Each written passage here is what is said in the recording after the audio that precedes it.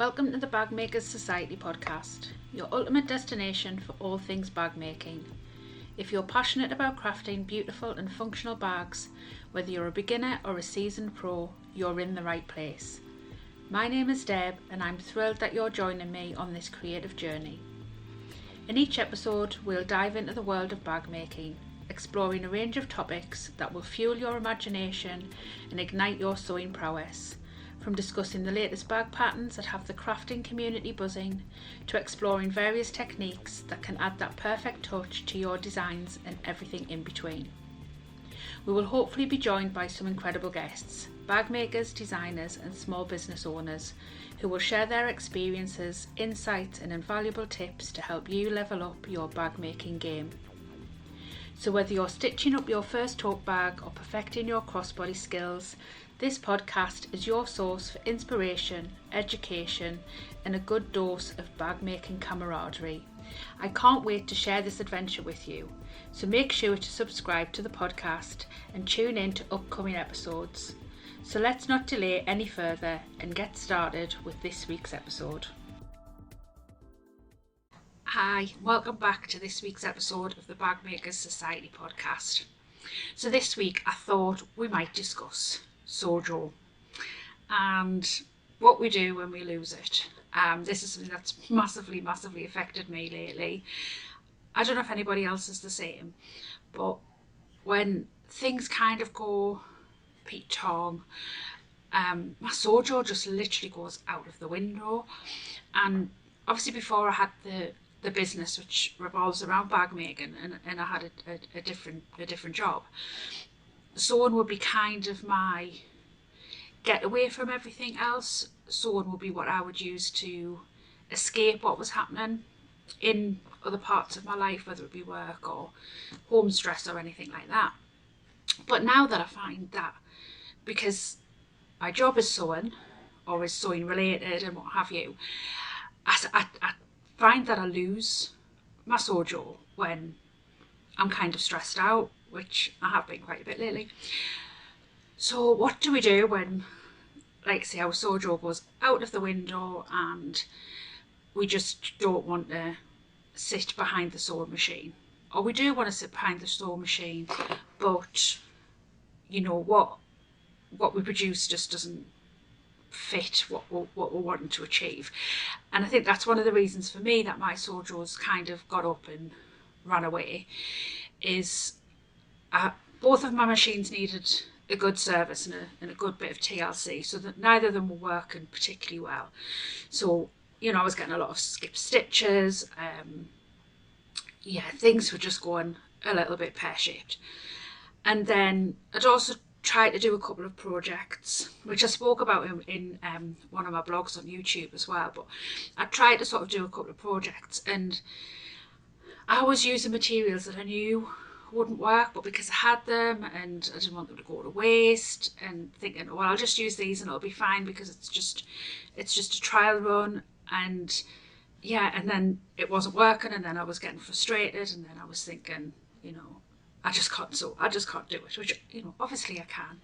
I was just making the wrong choices. I wasn't thinking through my choices enough. And then that all massively impacts, and then, you know, you get, or I do anyway, I get inside my own head and I'm like, I can't do this, and then I don't want to sit in my machine again and fail, for want of a better word, again. So then it just becomes a bit of a perpetual cycle, doesn't it?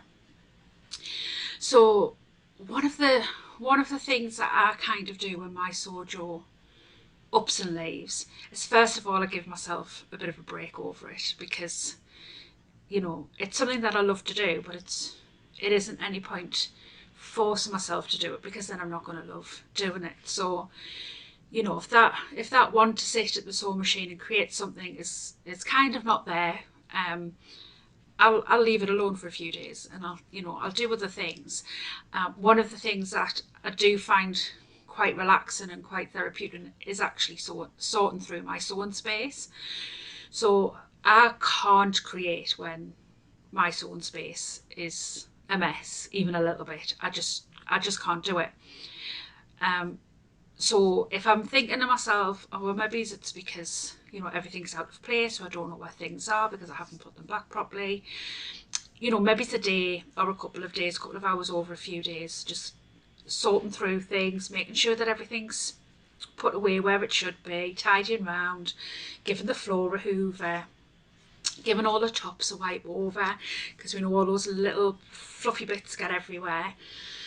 And sorting through sort of the fabrics that I've got as well. Sometimes can reignite my passion, because I think, oh, I forgot I had that, and oh yeah, I was going to make such and such with that, and I, you know, never got round to it. And so I'll leave them at like the top of the pile, they're easy to get to, and then I might go through and organise some of the patterns again, going through and totally forgetting which ones I've bought in the past, and that can help to sort of like reignite and sort of get the juices flowing again.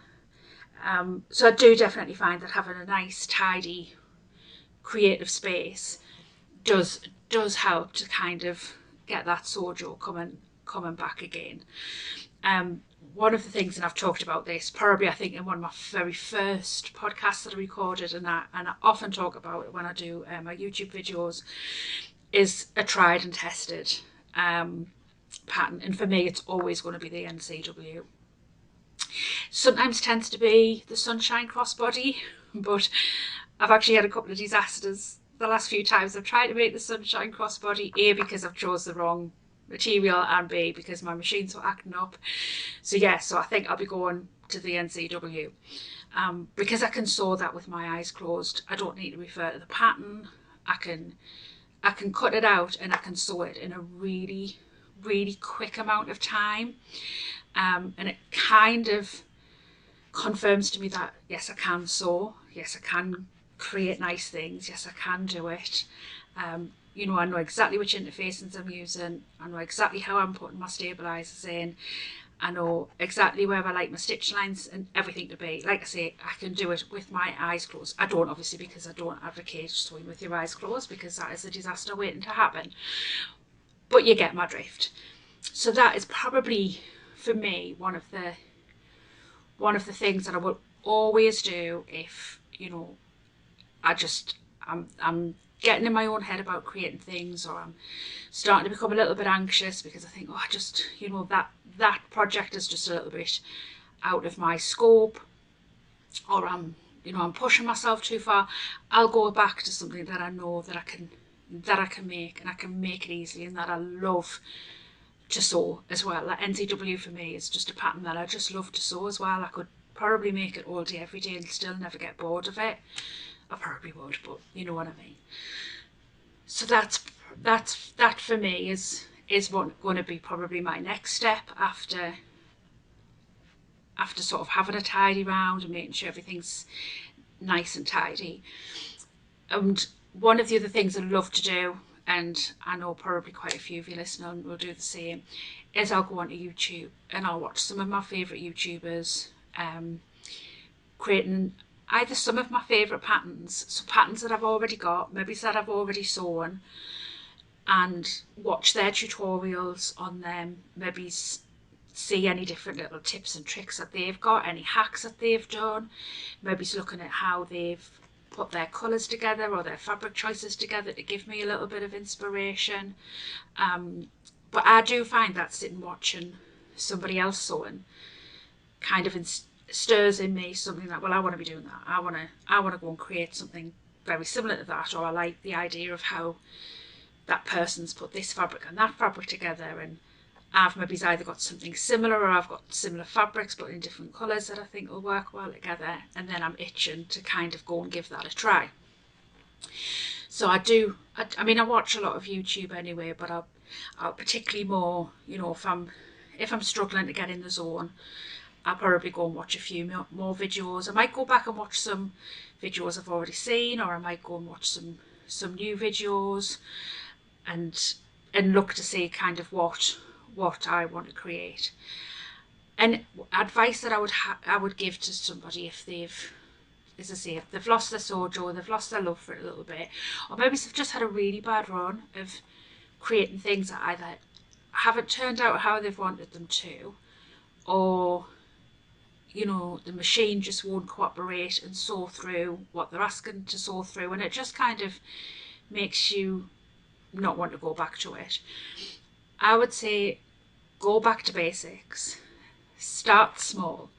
So have some projects that you know are relatively simple, but that you still want to make. You know that you're not going to make them and then them just sit in a cupboard.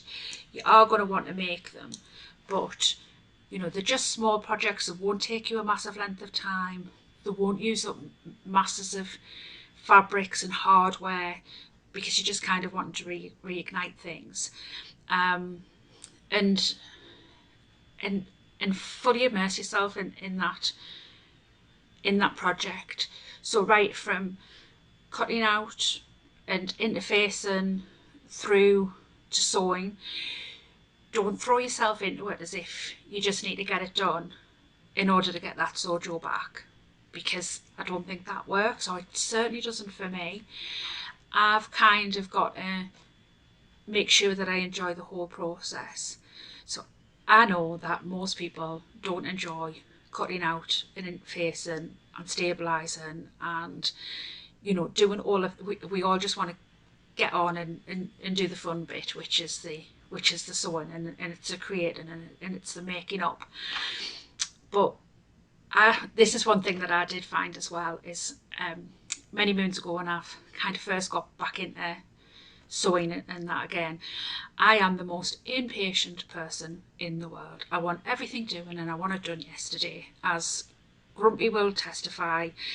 If I get something in my head, I'm so single-minded, and I just want it done, and you know, and I want the shortest route to it. So when I was cutting out fabric and patterns, whether it was dressmaking or whether it was bag making, I would cut it out as quickly as possible, and I wouldn't necessarily be as precise as what I should be. I wouldn't necessarily make the markings, and you know, with dressmaking, you know, I maybe wouldn't make my notches, or I wouldn't mark the dots, because who's got time for that? I just wanted to get to the sewing part. And obviously those projects would inevitably go pear-shaped, and either would be complete disasters, or they just wouldn't come out how I'd want them to, because I'd rushed them, I just wanted to get them done. I maybe hadn't had exactly the right supplies for the project, so I'd made do with what I've got.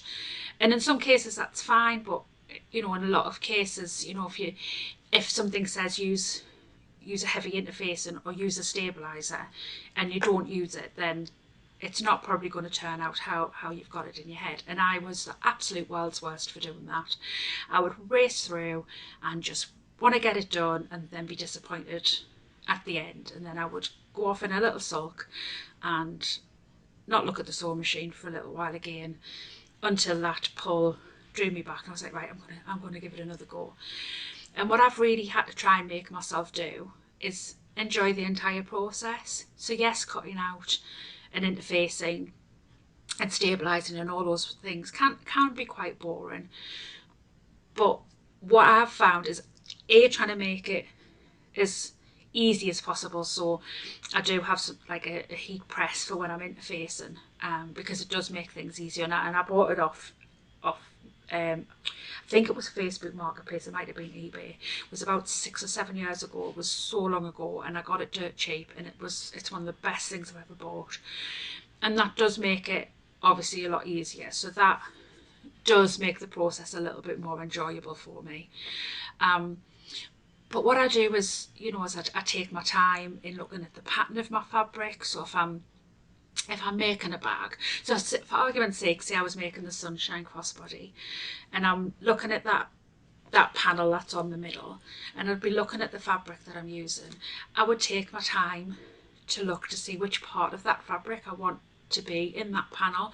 So rather than just whacking the pattern piece on and cutting around it and then moving on to the next, I really sort of think about where I want that pattern placement to be, and try to envisage how it will look. If I'm using the contrasting fabric, I'll place it up against different parts of the fabric to see which parts just ignite me a little bit more. And I do find that that kind of does make the process that little bit more enjoyable. And because I'm thinking about things a little bit more, and because I'm putting in that little bit more effort in making sure that it's all cut out properly, I'll then kind of want to interface it properly because I want it to come out well. And then, you know, I'll take my time as I'm sewing it, and I'll enjoy each step, and I try not to sort of rush through and, you know, oh, I'm excited to make that part, so I'll just rush through the other steps until I get to that part. I've really, over the last few years, and I don't know if it's just because I'm getting a little bit older and I'm mellowing a little bit, although again, I don't think Grumpy would say that I'm mellowing at all, but I do find that just taking my time and making sure that I'm happy with each stage as I go along, and if I'm not happy, maybe redoing it if I'm unhappy enough to want to redo it. It makes the end product or the end project, I'm much happier with it. And then again, if I've been struggling with my Sewjo a little bit, having a project come out properly and come out how I want it to be, obviously all that does is help to keep the Sewjo coming and keep it flowing back. So that's kind of one of the, like, I'd say one of my major learning things over the last few years in my bag making journey, is to try and not cut corners, to try and sort of enjoy each step and each part of the process, even if it is a little bit boring. I'll tend to, you know, I'm quite lucky, I've got a TV in my sewing room, but you know, if I don't have the TV on, I'll maybe open up the laptop and I'll put something on the laptop. So I'll either watch some YouTube. I might watch somebody doing the pattern that I'm cutting out. Sometimes I'll create a playlist of that pattern. So if there's a few YouTubers who've done videos, and I can just continue to play that playlist while I'm cutting out and interfacing and getting all my hardware and everything together and doing any other prep work. Or sometimes I'll put a series on or something on the TV. So if I've not maybe seen that series for a little while, so I tend to always watch something I've watched before so that I don't have to really concentrate on it. But I'll put something on that I've really enjoyed and that I've really loved to watch, so that I'm enjoying watching that, I'm enjoying what I'm doing, and then the whole collaboration of those things just makes for a better experience, and kind of like makes me happier. Another thing that I've found that really helps my Sewjo is encouragement from other people. So obviously I have the Facebook group, which is the UK Bag Maker Society, and that Facebook group came about basically just because I wanted somewhere that, I mean, there's loads of bag making groups on Facebook, and you know, I'm a member of a lot of them and I really enjoy being in them, but a lot of them are attached to either bag designers or sort of businesses, so bag making supply businesses or fabric businesses, and they are quite strict on what you can and can't post. And I really just wanted to create an environment where people could come and post anything really bag making related, ask any bag making questions, and share any bags made with any fabrics, made with any hardware, and they could just, you know, encourage each other and learn from each other. And that's really what I wanted with the group, and that really is what we have. And I find that group a massive source of inspiration when my Sewjo is lacking. So I'll either go on and look to see whether the people have posted that day or over the last few days. I might even make a post about losing my Sewjo and any advice and tips and what have you. But I do really find that Facebook group a massive source of inspiration, and I'm sure like lots of other Facebook groups would be the same. So if you've got a particular group that you that you really enjoy being in, and you are struggling, just go into the group, look to see what other people are making. If you've got a particular fabric that you want to use but you're stuck for inspiration, make a post, ask, post a picture of the fabric if it's not against the Facebook rules, and ask people if they had this fabric, what would they make? And it really might get like your creative juices flowing and make you think, oh, I'd never thought of that, or I'd never thought of doing that pattern, or actually I've got that pattern and I've never done it before, so that's a really good idea. So I think that is sort of a really good way of getting those creative juices going. And then, I mean, probably going back to the first point, so it's going to be my last point as well, is it's just kind of giving yourself a break if you're having a hard time and things are kind of getting on top of you, things are you're stressed and anxious and that sort of thing, and normally sewing would be what you would do for your self-care, and it isn't working, it isn't making you feel any less stressed, you don't kind of want to sit at the sewing machine, then don't. Go and do something else. Go and have a nice walk. Go and have a lovely bath with a lovely cup of tea or a nice gin and tonic.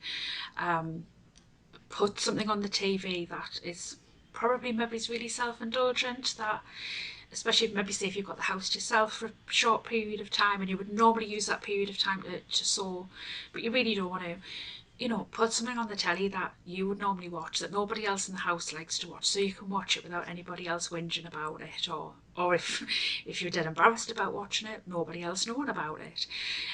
Just be a little bit self-indulgent. I'm all for self-care, and I do think sewing is a massive thing for mental health, because it can be so mindful. It can be something that kind of takes you away from other things going on in life, particularly if you've got a stressful job, or you've got quite a busy home life and what have you. Sewing can be a really good way to escape, but when that's not working, then don't beat yourself up about it. Go and do something else that you'll find just as enjoyable, and come back to the sewing when you feel that you want to, and when those creative juices are flowing again, because there's absolutely no point forcing something because you're not really going to enjoy it. So they are my hints and tips for reigniting your Sewjo. It's all things that I'm living through at the moment. Every time I've sat at my sewing machine the last couple of weeks, I've actually felt really anxious, and I think this is crazy because I love to sew, but just it is the way it is. But that's Sewjo's slowly coming back. There will probably be quite a few NCWs posted as the Sewjo comes back to me. But yeah, that is my hints and tips for getting those creative juices flowing again. I'd love to hear what other people do. If you've got any tried and tested patterns that you love to sew that gets your Sewjo coming back, or if you've got a process that you use, when you start to feel that Sewjo slipping, have you got a process that you do that will get you back in that zone again? I'd love to hear anybody's hints and tips. You can post it in the comment section. If you're on the Facebook group, by all means come in there and share a post in there about how you get your Sewjo back after it has packed its bags and left. If you want to reach out to me personally, feel free to do so.